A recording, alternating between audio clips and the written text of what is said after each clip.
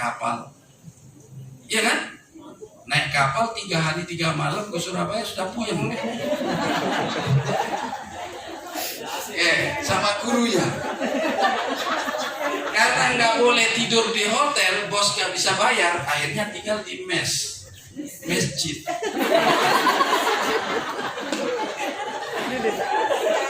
Sudah berangkat puyeng, tidurnya di masjid, masuk angin. Hari Senin lomba banyak kalahnya. Bukan karena nggak kompeten. Itu loh masalahnya. Tahu nggak orang Barat kalau lomba atletik itu, kenapa kok orang sana sering menang, orang Indonesia kalah? Karena orang Indonesia sama dengan Bapak Ibu lepas murid. Bisa kamu nak, saya yakin kamu juara.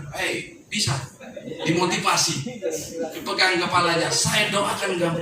Nggak cukup doa Bu, kalau naik kapal.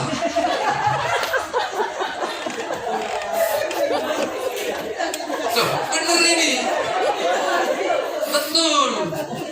Nggak cukup doa, nggak cukup motivasi. Katanya anak-anak, ibu kok bisa aja gitu saja. Ya, padahal orang Barat itu Bu, saya lihat pelatihnya Indonesia kan selalu bawa bendera merah putih. Kalau juara dikalungi kan, jarang menang. Karena pelatih negara lain di benderanya dia tempel 1 miliar. Akhirnya tuh lombanya dikejar 1 miliar, bukan kejar garis. Itu yang menyebabkan dia langkahnya lebih jauh. Ini nyata Bu. Iya.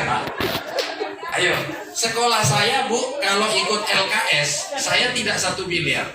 Tapi saya bilang sama guru dan siswa, bahwa kamu kalau menang, hari ini uang makanmu 200.000. Besok kalau menang lagi 400. Lusa 600. Dia pikir uang makannya. Sehingga itu yang menyebabkan dia kalau bisa nggak pulang.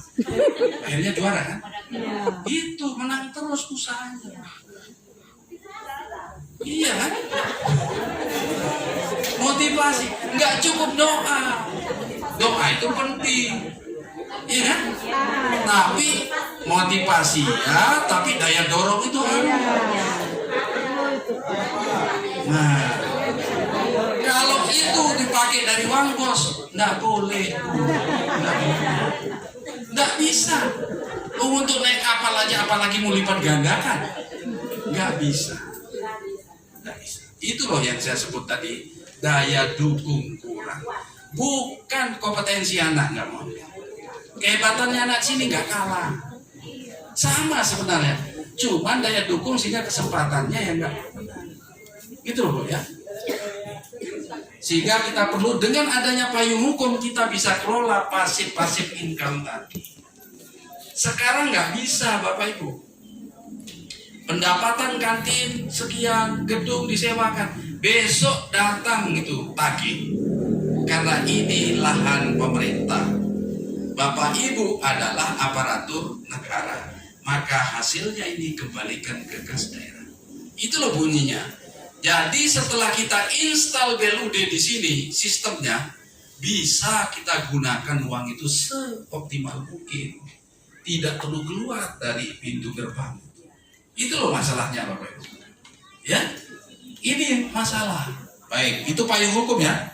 Untuk memayungi teaching factory ataupun unit produksi atau usaha-usaha yang lain. Kalau nggak ada payungnya kan nggak bisa. Iya kan? Memang payung itu tidak memberhentikan hujan Bapak Ibu. Tapi payung melindungi kita dari hujan. Itu loh tadi. Kalau saya kan kebetulan orang hukum, mengartikan payung adalah payung yang diberikan ke sekolah untuk menjalankan aktivitas ketika prosesnya itu seolah-olah melanggar hukum tapi tidak akan tersangkut kasus hukum Bapak. Karena kita sudah disahkan sebagai badan layanan umum. Bukan usaha, badan layanan umum.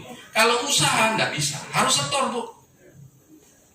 Ada BUMD, ada BLUD. Kita ini BL, layanan.